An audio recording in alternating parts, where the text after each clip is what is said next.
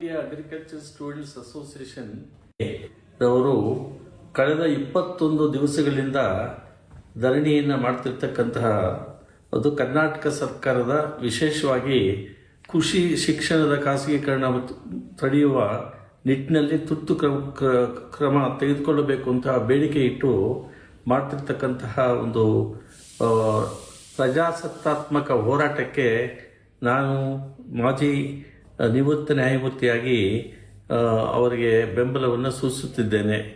ಕಾರಣ ಇಷ್ಟೇ, ಈ ಕೃಷಿ ಶಿಕ್ಷಣ ಖಾಸಗೀಕರಣ ಮಾಡ್ತಕ್ಕಂಥದ್ದು ನ್ಯಾಯಸಮ್ಮತವಲ್ಲ ಮತ್ತು ಇದು ನೇಮಕಾತಿ ಅಧಿಸೂಚನೆಯಲ್ಲಿ ಘೋಷಿಸಲಾದ ಅರ್ಹತಾ ಮಾನದಂಡಗಳನ್ನು ನೇಮಕಾತಿ ಪ್ರಕ್ರಿಯೆಯ ಮಧ್ಯದಲ್ಲಿ ಬದಲಾಯಿಸಲು ಸಾಧ್ಯವಿಲ್ಲ ಅಂತ ಹೇಳಿ ಈ ತೀರ್ಮಾನ ಸುಪ್ರೀಂ ಕೋರ್ಟ್ ತೀರ್ಪು 10/4/2025 ವಿರೋಧವಾಗಿದೆ ಅಂತ ಹೇಳಲಿಕ್ಕೆ ಇಷ್ಟಪಡ್ತಿದ್ದೇನೆ.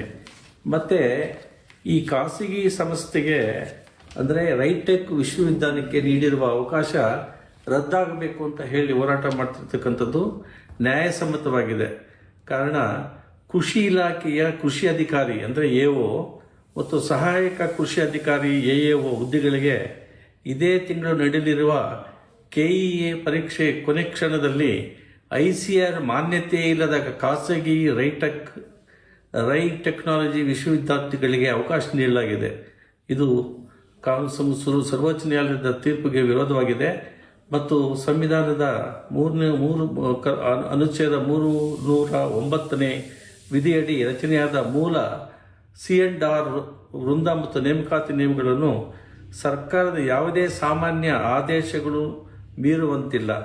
ಕೃಷಿ ಇಲಾಖೆ ಹಾಗೂ ಕೆಇಎ ಮಾಡಿರುವ ಈ ಕಾನೂನು ಬಾಹಿರ ಎಡವಟ್ಟಿನಿಂದಾಗಿ ಸರ್ಕಾರಿ ವಿಶ್ವವಿದ್ಯಾಲಯಗಳ ವಿದ್ಯಾರ್ಥಿಗಳಿಗೆ ಘೋರ ಅನ್ಯಾಯವಾಗುತ್ತಿದ್ದು, ತಕ್ಷಣ ರೈಟೆಕ್ ವಿಶ್ವವಿದ್ಯಾಲಯವನ್ನು ಈ ನೇಮಕಾತಿಯಿಂದ ಕೈಬಿಡಬೇಕು ಅಂತೇಳಿ ವಿದ್ಯಾರ್ಥಿಗಳು 21 ದಿವಸಗಳಿಂದ ಧರಣಿಯನ್ನು ಹೂಡಿರ್ತಕ್ಕಂಥದ್ದು ಬಹಳ ನ್ಯಾಯಸಮ್ಮತವಾಗಿದೆ. ಈ ವಿಚಾರವನ್ನು ಕರ್ನಾಟಕ ಸರ್ಕಾರದವರು ಗಮನಕ್ಕೆ ತೆಗೆದುಕೊಂಡು ಇಂತಹ ಕಾನೂನು ಬಾಹಿರವಾದ ಕೆಲಸವನ್ನು ಕೈಬಿಡಬೇಕು ಅಂತೇಳಿ ಈ ಸಂದರ್ಭದಲ್ಲಿ ನಾನು ಈ ವಿದ್ಯಾರ್ಥಿ ವೃಂದದವರಿಗೆ ಬೆಂಬಲವನ್ನು ನೀಡಿ ಸರ್ಕಾರದ ಗಮನವನ್ನು ಸೆಳೆಯುತ್ತಿದ್ದೇನೆ. ಮತ್ತು ಖಾಸಗಿ ಕೃಷಿ ಕಾಲೇಜುಗಳ ಸಂಯೋಜನೆ ಅಫಿಲಿಯೇಷನು ತಕ್ಷಣ ನಿಲ್ಲಬೇಕಾಗಿದೆ. ಕಾರಣ ಅಂದರೆ ರಾಜ್ಯದ ಪ್ರತಿಷ್ಠಿತ ಸರ್ಕಾರಿ ಕೃಷಿ ವಿದ್ಯಾಲಯಗಳ ಅಡಿಯಲ್ಲಿ ಸುಮಾರು 12ಕ್ಕೂ ಹೆಚ್ಚು ಖಾಸಗಿ ಕೃಷಿ ಕಾಲೇಜುಗಳಿಗೆ ಸಂಯೋಜನೆ ಅಂದರೆ ಅಫಿಲಿಯೇಷನ್ನು ನೀಡಲಾಗುತ್ತಿದೆ. ಇದು ಕೃಷಿ ಶಿಕ್ಷಣವನ್ನು ಸಂಪೂರ್ಣವಾಗಿ ವ್ಯಾಪಾರೀಕರಣಗೊಳಿಸುವ ಕ್ರಮವಾಗಿದೆ. ಬಡ ರೈತರ ಮಕ್ಕಳಿಗೆ ಕೃಷಿ ಶಿಕ್ಷಣ ದುಬಾರಿಯಾಗುವಂತೆ ಮಾಡ್ತದೆ. ಆದ್ದರಿಂದ ಈ ವರ್ಷದ ಶೈಕ್ಷಣಿಕ ದಾಖಲಾತಿ ಆರಂಭವಾಗುವ ಮುನ್ನವೇ ಈ ಎಲ್ಲ ಖಾಸಗಿ ಕಾಲೇಜುಗಳ ಪ್ರವೇಶಾತಿಯನ್ನು ಕಡ್ಡಾಯವಾಗಿ ನಿಲ್ಲಿಸಲೇಬೇಕಾಗ್ತದೆ. ಇದು ಈ ವಿಶ್ವವಿದ್ಯಾಲಯಗಳಿಗೆ ICAR ಅಫಿಲಿಯೇಷನ್ ಇಲ್ಲ, ಅನುಮತಿನೂ ಇಲ್ಲ. ವಿಶ್ವವಿದ್ಯಾಲಯಗಳಿಗೆ ಮೂಲಭೂತವಾಗಿ ICCAR ಅನುಮತಿ ಬೇಕಾಗಿದೆ. ಮತ್ತೆ ಇನ್ನೊಂದು ಕಾನೂನು ಬಾಹಿರವಾಗಿರ್ತಕ್ಕಂತಹ ಕ್ರಮ ಕರ್ನಾಟಕ ಸರ್ಕಾರದವರು ಅಂದರೆ ಕೃಷಿ ಇಲಾಖೆಯ ಹುದ್ದೆಗಳಿಗೆ ಬಯೋಟೆಕ್ ಅವಕಾಶ ರದ್ದಾಗಬೇಕು. ಕೃಷಿ ಕ್ಷೇತ್ರದ ಗಂಧ ಗಾಳಿಯೇ ಗೊತ್ತಿಲ್ಲದ ಬಯೋಟೆಕ್ ಪದವೀಧರಿಗೆ ಕೃಷಿ ಇಲಾಖೆಯ AO ಮತ್ತು AAOಗಳ ಹುದ್ದೆಗಳಿಗೆ ಅವಕಾಶ ನೀಡೋದು ತೀರಾ ಅವೈಜ್ಞಾನಿಕ. ಕಾರಣ ಅಂದರೆ BA ಪದವೀಧರನ್ನು ಡಾಕ್ಟರ್ ಕೆಲಸ ಮಾಡ್ತಕ್ಕಂತಹದ್ದು ನೇಮಕಾತಿ ಮಾಡಿದಾಗೆ ಆಗುತ್ತೆ.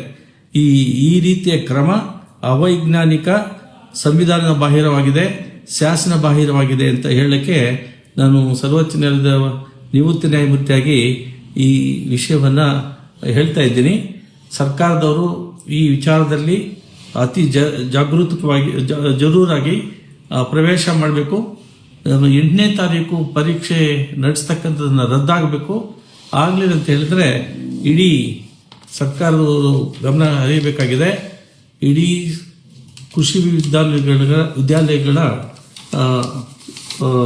ಪದವೀಧರರು, ವಿದ್ಯಾರ್ಥಿಗಳು ಮತ್ತು ಬೇರೆ ವಿದ್ಯಾರ್ಥಿಗಳು ಕೂಡ ಈ ಹೋರಾಟಕ್ಕೆ ಬೆಂಬಲ ನೀಡ್ತಾರೆ, ಸರ್ಕಾರ ಗಮನವನ್ನು ಸೆಳೀತಾರೆ.